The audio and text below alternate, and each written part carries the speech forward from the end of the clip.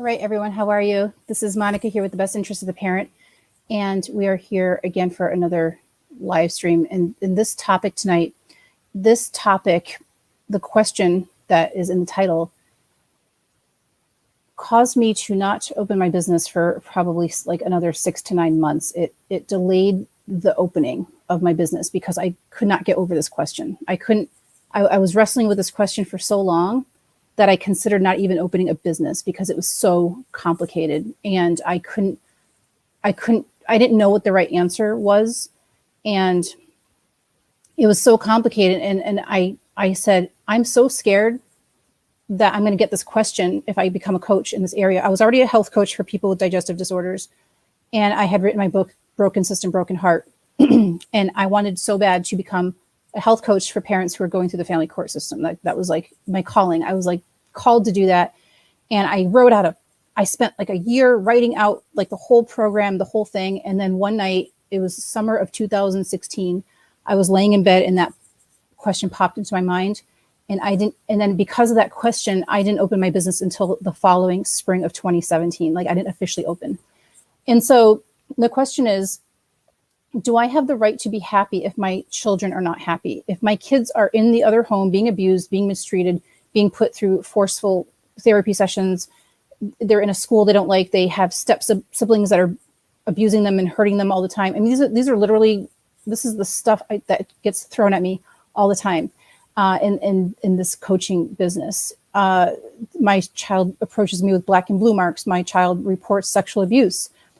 My child, I had a client, I'm just going to say this because I don't want to sugarcoat the kind of stuff that comes to me. One client came to me about 3 years ago, I want to say 2018, and her daughter had to get an abortion because she got impregnated by her father. And of course, the family courts didn't do a damn thing about it. So the question is, do I have the right to be happy if my children are not happy and my children are suffering? Do I have to be suffering with my children? And can I be happy? Can I be happy if my children are not happy? It's my personal belief, all these years later, what I've experienced myself, what I've seen with clients who choose happiness versus not. And again, I do believe happiness is a choice. If you want to have an opinion on that, that's totally fine. Feel free to email me, monica@momsunshackled.com. I understand if you feel the opposite, and I want to hear from you. I want to hear your opposing opinions because I wouldn't mind going deep on this, okay? And being challenged on this, okay? But given what I've experienced in my own personal life, given what I've seen my clients go through on either side of the spectrum, and other parents who I haven't worked with, but other parents who I've just observed over the years, I believe that not only can you be happy if your children are not happy, but you also deserve to be happy if your children aren't happy. So not only is it possible, but it's also your birthright. I want all of you watching to have a full, abundant, happy, fulfilling life, regardless of your circumstances and regardless of other people's circumstances, even if those other people are your children. I want you to live the most full and abundant life that is available to you, because it is available to you. It is out there. There's plenty of happiness to be had. There's more happiness out there than there are people who are willing to grab onto it and integrate it.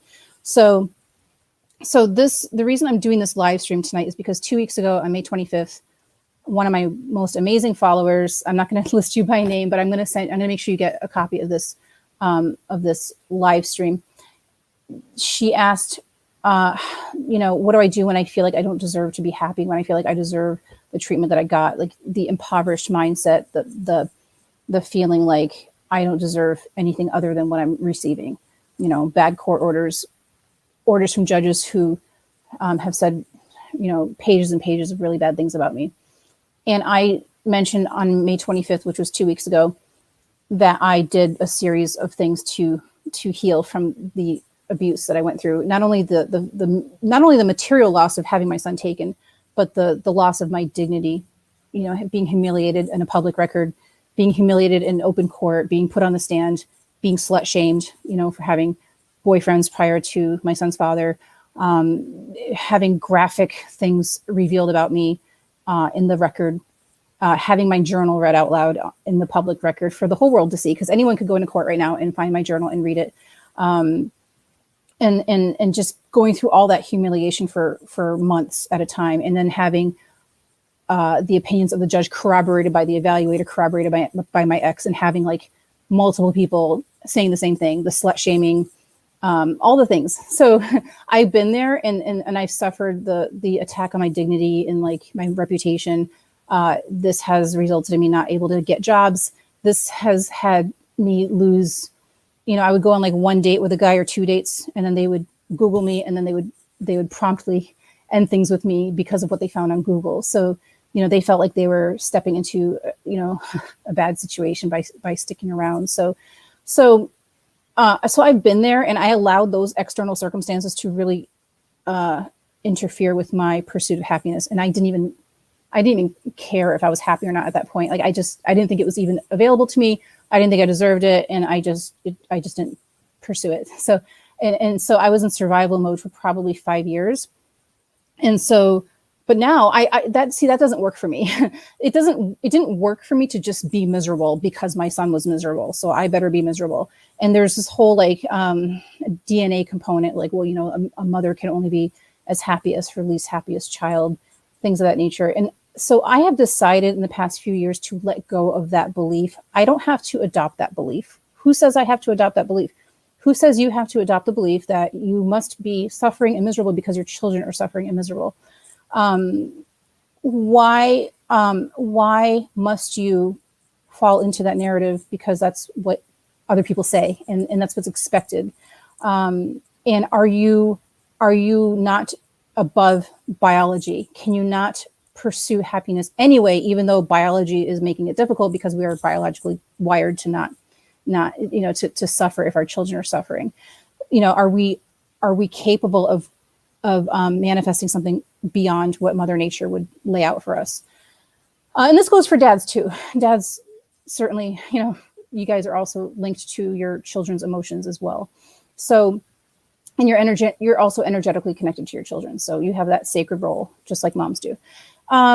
So the short answer is yes, you do deserve to be happy, and yes, happiness is available for you. And here's the thing: if you need a rational and logical reason why you should be happy, it's because, let's just say that you're not sold on this. Let's just say you think I'm just a selfish asshole. Okay, let's just say you're like, this girl has no freaking clue what she's talking about. Let's just go to logic then. Okay, forget it. If you don't think you're entitled to it, and fine.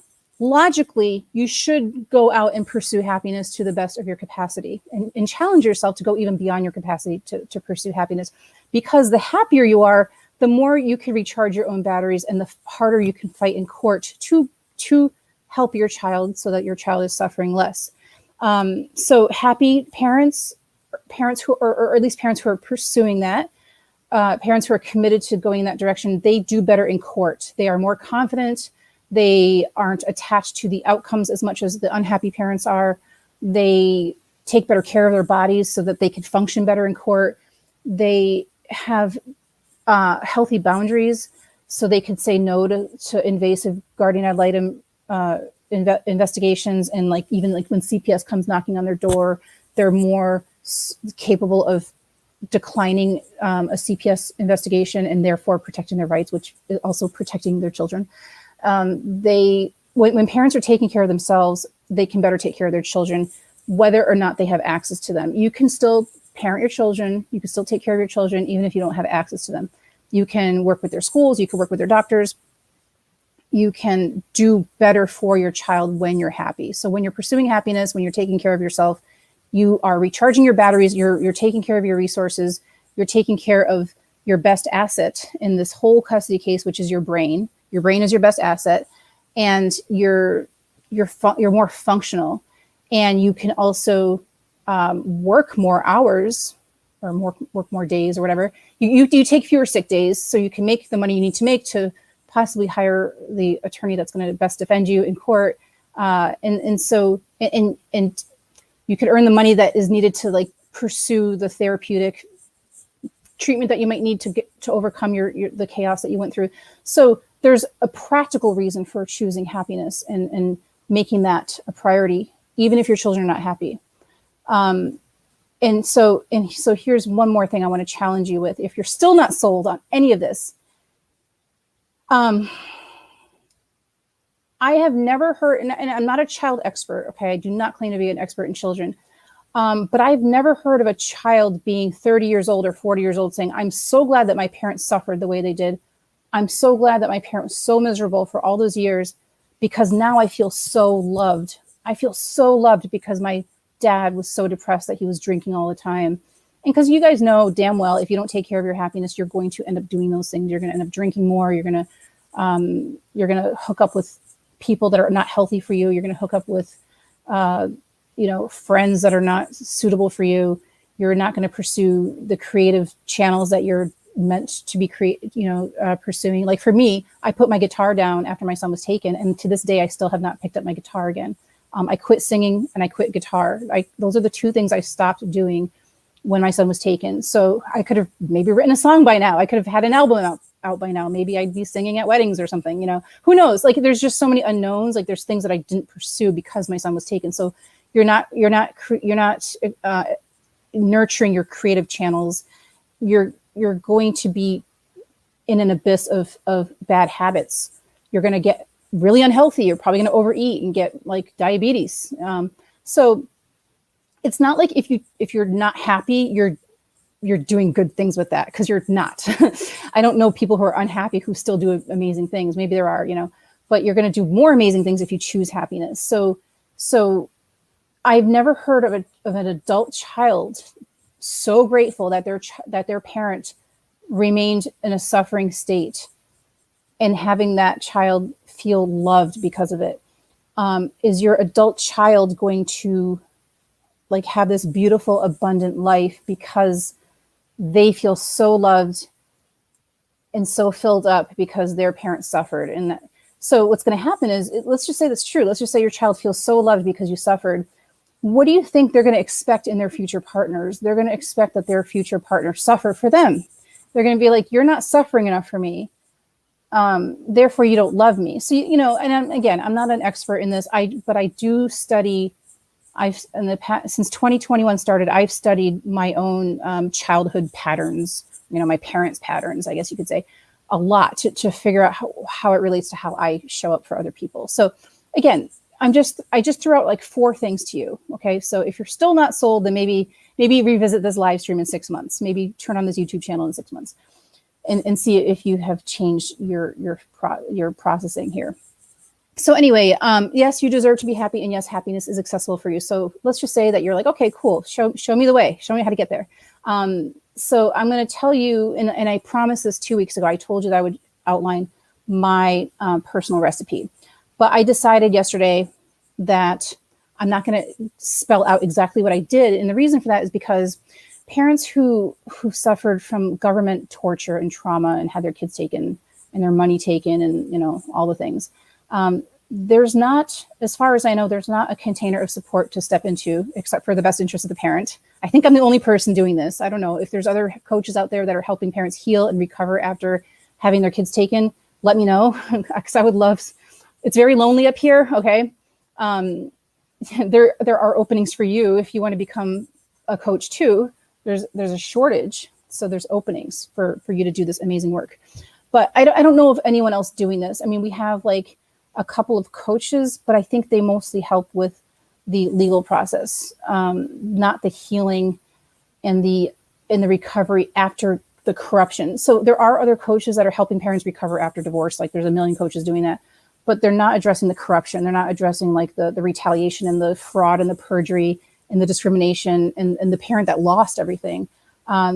They're more like, oh, you could rebuild your life. You could co-parent. Like it's kind of vanilla, and I don't mean to put other people down. That's just what I've experienced. Like I've looked into other coaches and what they're doing, and their templates don't match mine because I talk about the corruption a lot. It's kind of like what makes me different. So the good news for you is that because there's no other templates out there except for what I do, and even if you take my course, you'll notice in modules 5 and 6 that I instruct you on how to build your own template. So even then, I'm still telling you to do it yourself. And so the good thing about this is that you get to build a template from scratch, literally, because there's nothing to do. You're not going to be bound by. There's nothing to do to follow. You don't have to follow other people's program. you're not bound by like 12-step or other linear step-by-step processes that help you recover from government abuse. Because like I said, even my program, I tell you to do it on your own. I give you tips and stuff, but it's open-ended. So I tell you to implement it on your own and implement it for a few weeks and change things up as needed.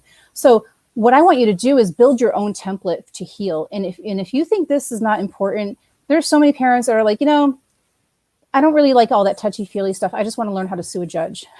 I just want to learn how to leave my ex. I want to learn how to get my ex to leave me alone. I want to learn how to stop my GAL from lying. Well, guess what? All those things are about other people. You can't control what other people do. You can't control anything outside of this little bubble, okay?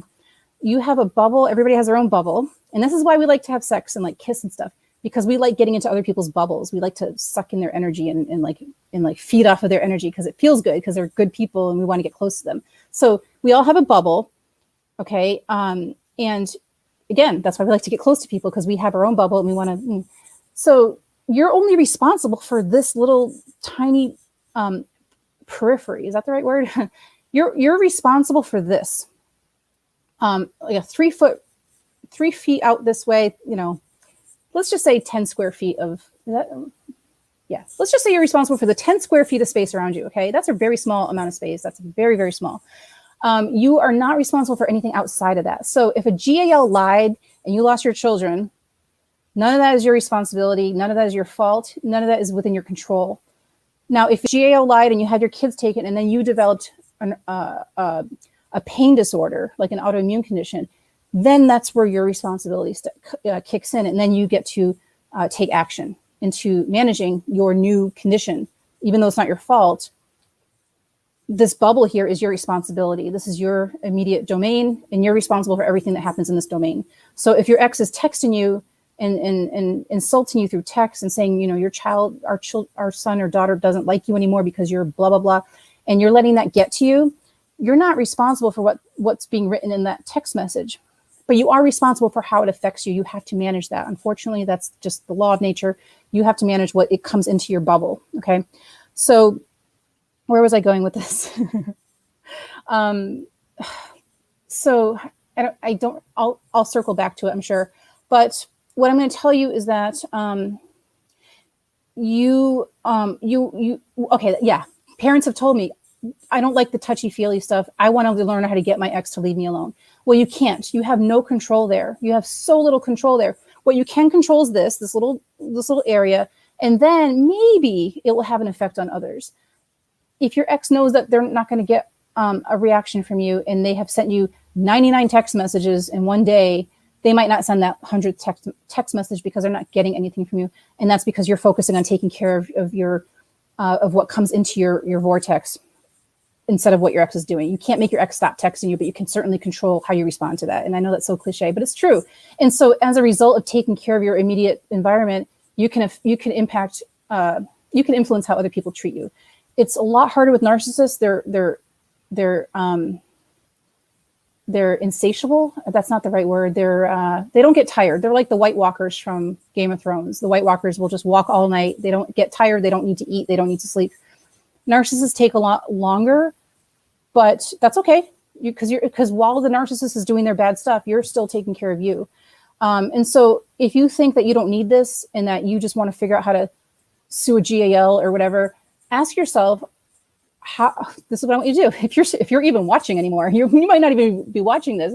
And I know who's watching, and I know how many people are watching this, and I know when people stop watching. If I start talking about health and stuff, sometimes like the views go down because I'm not talking about how to attack your ex back and how to make combat to the judge and stuff like that. But if you're watching still, so what I'm going to ask you is, let's just say you think you don't need any of that stuff. Do a body scan. How do you feel? When was the last time you closed your eyes and you've paid attention to what was going on in your body? How do you feel when, you send your child a birthday card and your ex sends you a nasty text message and tells you that your child doesn't want the birthday card? Just the last thing that triggered you. Just think back, go back a few days and think about the last thing about your particular situation that triggered you the most, and do a body scan. Take yourself back to that experience and do a body scan. Where are you feeling the tension? Where are you feeling resistance? And where are you being activated? Where are you feeling like crap? Are you feeling it in your head? Do you get migraines? Do you get headaches? Do you get rambling, rolling thoughts? Do you start ruminating on your trauma in the court? So are your symptoms up here? Are things happening here? Or are they happening in your throat chakra? So we have our crown chakra, we have our third eye chakra, we have our throat chakra. Do you feel resistance and tension and discomfort in your throat? For the first couple of years, I'd say for the first 3 years after my son was taken, all of my tension was in my throat. I had a hard time speaking up for myself. I felt a lump in my throat all the time. My voice would go dry. When I would talk to people, my voice didn't carry. Nobody really listened to me because I couldn't make my voice heard. I didn't have any amplification in my voice. Do you feel resistance here? Go even further. Go down to your heart chakra. Do you feel like your heart is broken? Do you feel sad? Do you feel like you're on the verge of a crying fit? Do you feel physical pain in your heart? You know that feeling, right? Do you feel physical pain in your heart? I felt that constantly in spurts for the first 7 years or so, especially after my daughter was born. I felt a lot of pain in my heart because I was parenting a newborn and my son wasn't there. And it was just a really activating time for me. So are you feeling it here? Do you get heartburn? Do you feel heart palpitations? Do you feel the sensation of like you want to close up your heart? Like you don't want to let anybody in. Do you feel like you can't date anymore because you have nothing to give or no one will love you? Things like that. So go even further down. Go to your solar plexus, which is the space underneath your sternum. I hope you know what a sternum is. It's a space in between your heart. It's like the place where if you get kicked there, you're not going to be able to breathe. It's like the diaphragm. Do you feel tension there? So for me, that's where I get all of my tension to this day. If I'm having any sort of issue with my business, with a relationship, with anything, I feel always in my solar plexus. So solar plexus is your self-worth chakra. Do you have resistance there? Do you feel tight? Do you feel restricted? That's where I get it all the time. If I feel, it's like, it's all about your self-esteem and your self-worth is what your solar plexus is communicating to you. So that's where I get all my stuff. And then, so go even further, go to like your genitalia / bladder, lower abdominals. Are you feeling your issues there? So this is a little bit different. This is not as concrete as the other areas. If you're having blockages in your sacral chakra, which is the one I'm talking about, your creativity channels will be blocked. You're not going to have any inspiration to express yourself. You're not going to, let's just say you like to paint, but you haven't painted in a long time, or you like to write, but you haven't written in a long time. It's also the chakra that's linked to sex. So if you feel like you don't want to have sex with anybody, like that party is just not activated, then that's where your blockages are. So it's like linked to sex and creativity. So it's a little bit more abstract. And then finally, the last chakra is the root chakra. I actually did them backwards. Technically, the root chakra is the first one, and the last one is the crown chakra. Your root chakra is even further down. It's at your tailbone. So that's where your sense of security is.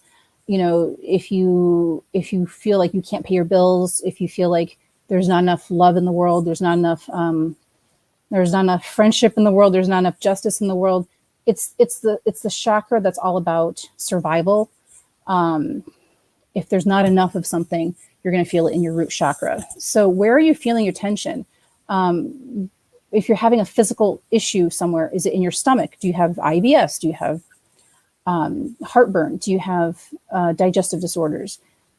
Or do you have throat issues? Do you have headaches? So find out what is going on in your body, and that's where that's probably where you need the most amount of care. So that's a body scan. And so what you need to do is, and this is not something that comes easily. This took me years. Okay. I mean, literally, I've been at this for like more than 10 years. I started doing this almost immediately after my son was taken, and I'm still doing this. I just did this yesterday. I should do it every day, but I haven't done it since yesterday. So do a body scan, find out what your body needs. Just ask your body what it needs. Be like, what do you need today, body? If you're feeling stuck and stagnant, maybe go for a walk. So when you pay more attention to your body, that's how you heal. What most parents do, especially parents who are post-trauma, they get stuck here. They start ruminating over their case. They start to analyze the crap out of their case.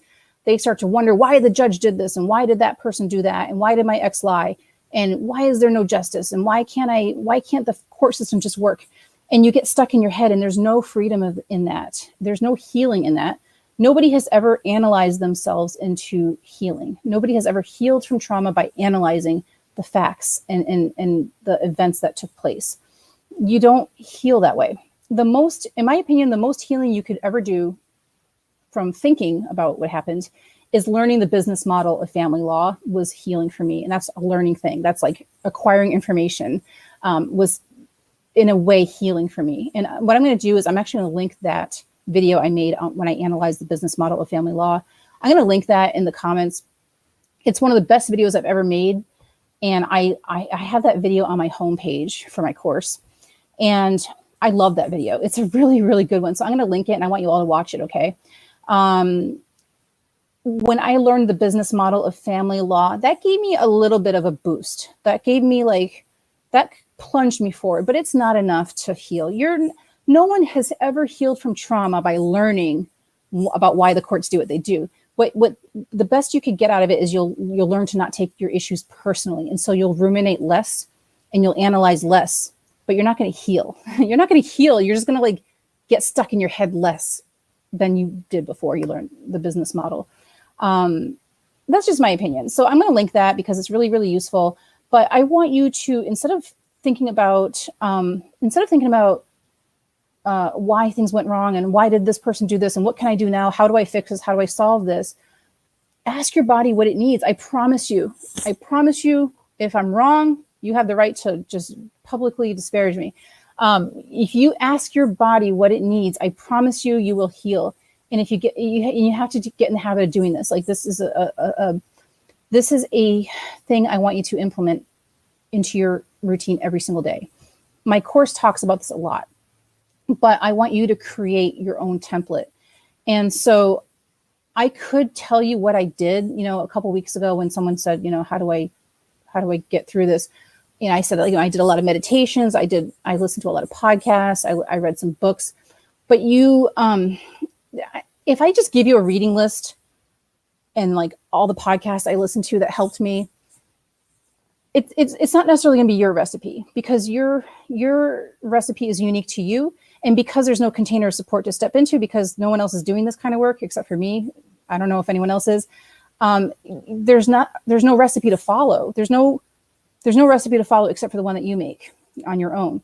And so I want you to, if you're one of my students, go back and watch modules 5 and 6 and implement it. Okay. Because that's your homework in that module. I want you to implement that. If you're not one of my students, then do the body scan, ask your body what it needs. And your body will tell you. I know that sounds so woo-woo. It does. If someone had told me 5 years ago to ask my body what it needs, I'd be like, excuse me, what?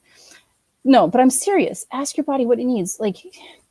You will always, always, always get results. Always. If you're paying attention to your body, and it also brings you to the present moment.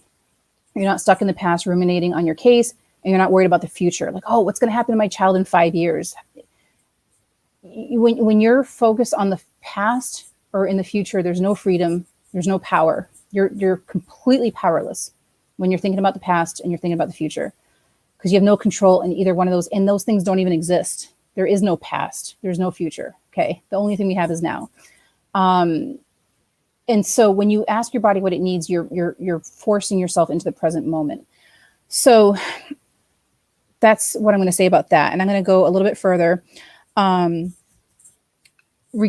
So this is hard. I know that I'm going to get messages saying, okay, great. That was a wonderful live stream, but how do I do that? How do I stop thinking about it? This is where I'm going to get my notes out. Hang on, peeps. Oh, hang on. I'm throwing stuff on the floor. That's very irresponsible of me. All right. I took notes for this particular live stream, okay? Okay, so these are just things I wrote down. And this is not an easy thing to talk about. So do reach out to me if you have follow-up questions, reach out and I'll do a part 2 of this, okay? This is not easy. Again, I postponed opening my business for 9 months because of this question. So this is what I want you to consider, okay? I'm just going to read what I wrote because I just think it's easier than explaining it.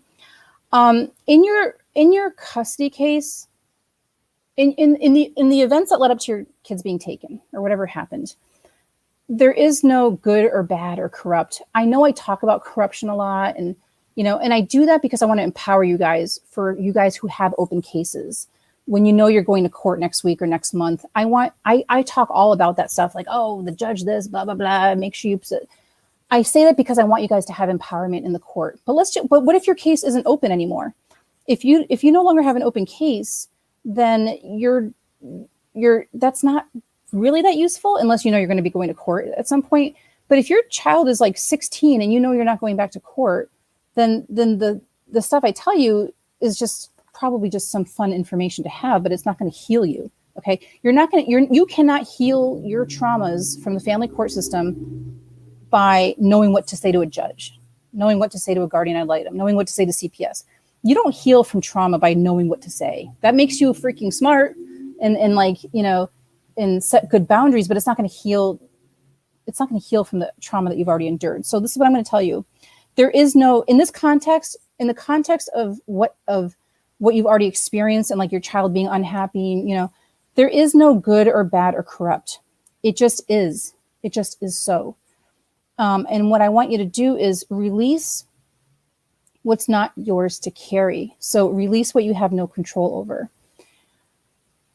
You can surrender to the result of what happened. So if bad things happen, fraud, perjury, retaliation, and you had a bad outcome, you can surrender to that bad outcome. If you know that there's nothing else that you can do, you can't go back to court. There's not everybody could just go to court because they want to.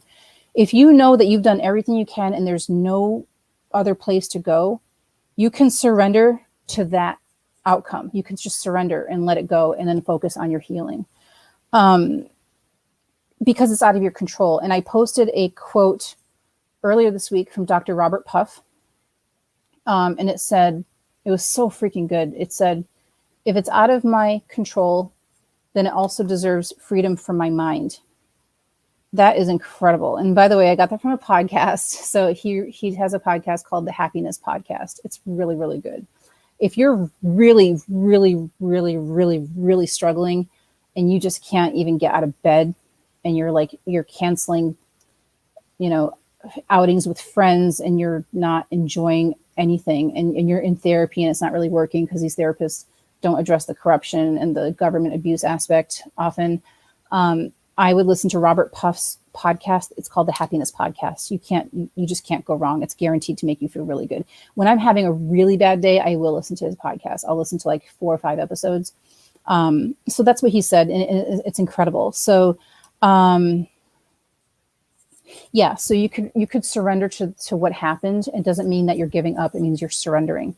When you surrender, you are giving up is kind of like, giving up is when you, in my opinion, like when you still have things you could be doing, but you don't trust that you can fulfill the duties. And so you give up, you withdraw from the process of doing what you can do. So I think giving up happens when you still have control, but surrender is when you have no control and you have when there's literally nothing left you can do. That's when the surrender has to kick in. And that's what leads to happiness. That's what leads to peace, and when you surrender to the outcome, you will have more time and energy to focus on other things that you do have control over. Okay.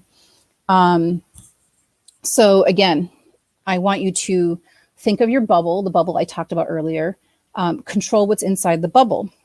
Your custody schedule Again, I think I said this earlier, but I'll just repeat it. If your custody schedule or whatever somebody did in your case causes you to have nightmares, migraines, whatever happens in your body, take care of your body. Don't worry about what the people are doing if you can't control what they're doing, because you can't. Last I checked, we can't control what other people are doing, right?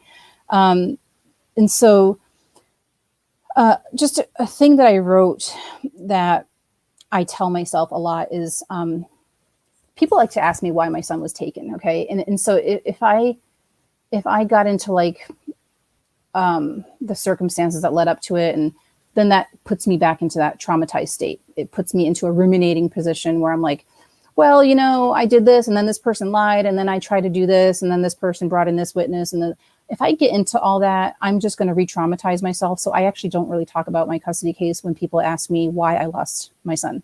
Because it's not something I have any control over, and it's not empowering for me to have to repeat the story. But I will say that my narrative is that my son was taken because that's what it says on the paper.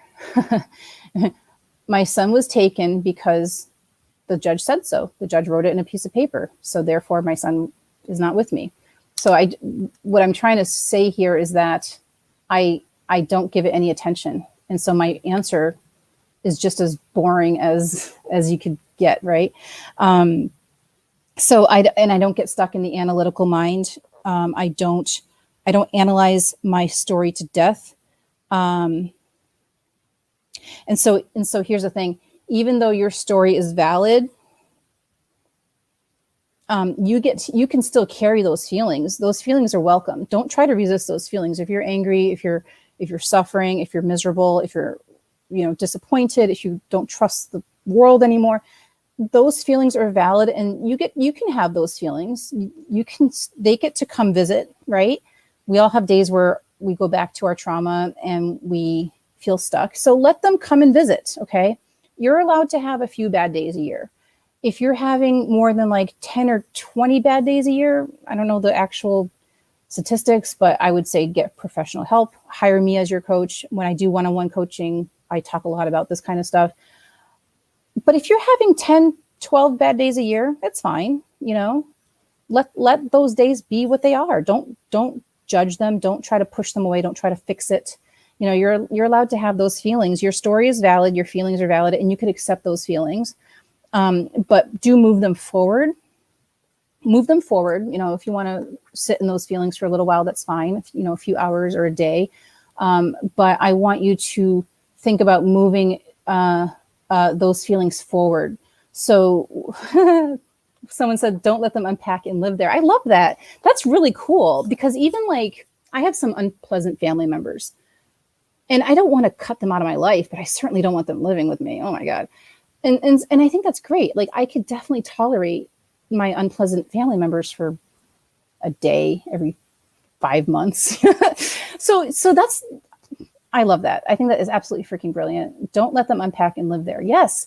And so don't try to like shove them away. I mean, that's part of you. Those are pieces of your past, and that's fine. Your life is very precious, and your story is precious, and what you've experienced is precious. Okay. Even though it is a crappy story, like it's still part of who you are. It's part of your life, and your life is precious, and your life is sacred. So let them be there, but move them forward and look for opportunities. What do I get to do now that this happened? What do I get to learn from now that this happened? What is available to me that wasn't available before because this thing happened, this crappy thing, even though it's crappy, like what do I get to learn? What do I get to experience because of this crappy thing? That is a really amazing writing assignment that you could do on your own. And it feels good. And it's just going to feel really good to get creative and like write those things out. And that's going to open up your second chakra to recovering. And there's one more thing I want to say. One of my earlier students, I believe she was one of the first people to ever take my course. She didn't have sex for like 5 years after her daughter was taken. She wasn't going to get in any romantic relationship. So she was like, she was like 38 or something and wasn't having sex like at all. So she went like 5 years, and she took my course last year. And then in November, she met somebody. She met a guy, and this person was a little bit older than her, and he was a army soldier officer, some higher ranking army guy. And he had to, after 6 weeks of dating, they fell for each other. Okay. And he got orders that he had to relocate. And she said something like, well, it was like I think it was like a pretty big distance. I think it was 3,000 miles. You know, I don't want to disclose her location, but it's a significant distance. You can't drive this distance. And she said something like, okay, well, why don't we just like see each other twice a month? You know, I have my daughter every other weekend. Why don't I just see you every weekend that I don't have my daughter, and we'll keep this relationship going? You know, she was like really committed to keeping this relationship going.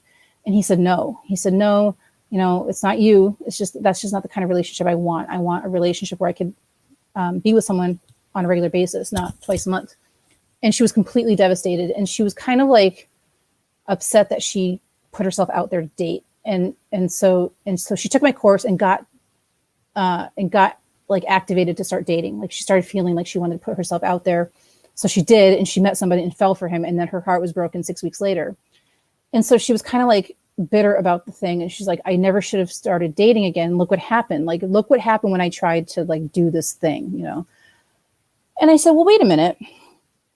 Why don't you reframe it?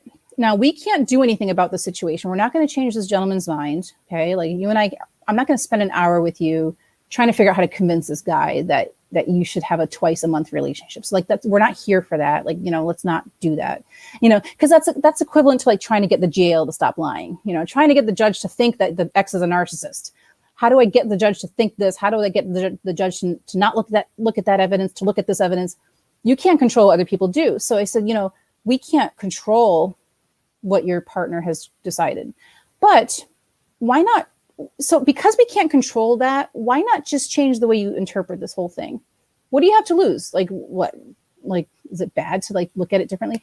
So I said, well, wait a minute. What if I told you that you meeting this person is literally evidence that dropped into your life that you are capable of dating, you're worth dating, you're worth a sexual relationship, you're worth a loving relationship, and those things are available to you. Because earlier in this live stream, I said, not only is happiness available to you, but you're also worth it. Like you're deserving of it. And so what I said to her was, I said, not only are you deserving of these things, but those things are also available to you. So this person coming into your life is evidence that that is true. So because before she met him, she thought there were no good guys out there, and she's not deserving of it, because who is she to be in a loving relationship when her child is miserable? You know, her daughter's not happy at dad's house. She barely ever sees her daughter. So why should she be happy, you know, have a fulfilling life when her daughter's not happy? So she went and started dating anyway, you know, and she met this person. It didn't work out, right? So she's like, oh, I never should have done that in the first place. But I said, well, wait a minute. You have evidence now that not only is this available to you, but you're deserving of these things. And the world didn't freaking fall apart because you fell in love with somebody. Like your daughter didn't start feeling unloved. You know, like all the bad things didn't happen because you met this person. So you now have evidence that you can do this and that these things are available to you. And so that was a nice reframe. And it, you know, and choosing to interpret things differently is your choice, and it doesn't change the outcome. It doesn't make you selfish. It doesn't make you like not a good mom or not a good dad to choose happiness. This is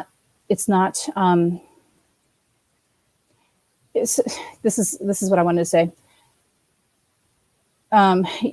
Because the family court did this thing to you, that does not mean that you are destined to be written off as someone who's just going to suffer forever. Like, it's not like the whole world gets to have this happy, abundant life, but because you went to court and you lost your child, and you are now in this category, and you just have to like live in this crappy category and never be happy again. Right. So you didn't, that's not your destiny. Like, you're not destined to be in this like bad place forever just because some judge decided that you shouldn't have your child. Okay. And that some attorney bullied you and your ex is a narcissist. Just because those things happen doesn't box you into a special category until the end of time. And show me the evidence that a happy parent is going to make a child more miserable than if the parent was miserable. So show me the evidence that you have a miserable child because they're in a bad living situation. The parent who's protective can't do anything to help that child. Okay. Show me the evidence that choosing happiness is going to create a worse outcome for that child than choosing to be miserable. Okay. Show me the evidence. Show me one person who said, I'm so glad that my protective parents suffered as bad as they did, because now I feel very loved, and oh my God, what an amazing thing. Okay. I'm telling you right now, I grew up in the abuser's home, me personally. Like, I had my protective parent taken from me when I was 4. My protective parent chose happiness. My dad went and did missionary work, got his PhD, not his PhD, his master's. He became a camp counselor. He traveled all over the world. A lot of things. I have never, for even 2 minutes of my life, resented my dad for choosing that. If my dad sat in a room and lived on the couch and was miserable for 30 years because of what happened with me being taken away from him, I guarantee you I would not be like, oh, my dad loved me so much. Look at all the suffering he did. And even if I did, I would end up equating suffering to love, and I would probably demand that my partner suffer for me. You didn't walk to the store barefoot in the snow to get me a pint of ice cream. You're a bastard. You're not a good person. Like, I'm not, like, I would not, like, that's what I would be doing if I thought my dad was more loving because he suffered for me. And so I promise you, I have never once been like, Dad, why the hell didn't you suffer for me? What's wrong with you? I've never thought that. I am so freaking glad that my dad chose happiness, because now I don't have to feel guilty because I was alienated from him. I was lying to people and telling the courts that he was a bad parent and stuff like that. I had my own evaluator who I lied to, by the way. And so, and there's a parent in this group who knows what I'm talking about because she had the same evaluator. So get this, guys. This is just a little trivia. There's a parent in this group who watches this channel on YouTube and stuff, who had the same evaluator that I had when I was 4, the same freaking lady. So when I had this lady, when she was like 32 or something, she was just starting her career, ripping apart families. Another parent in this group had that evaluator like 35 years later. So how crazy is that? Now this lady is like in her 80s or something.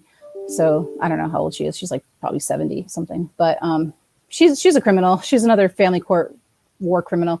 So what I'm going to tell you is that I'm really glad that my dad chose happiness, because if he didn't, I would probably feel really guilty, and I would probably do like self-harm things, and maybe I would get into alcoholism. Who knows what I would be into if my dad was a suffering person.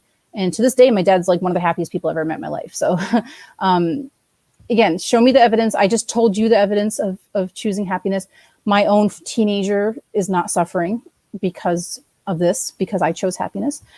And so I'm showing you evidence on one side. If you have evidence on the other side, please share that with me.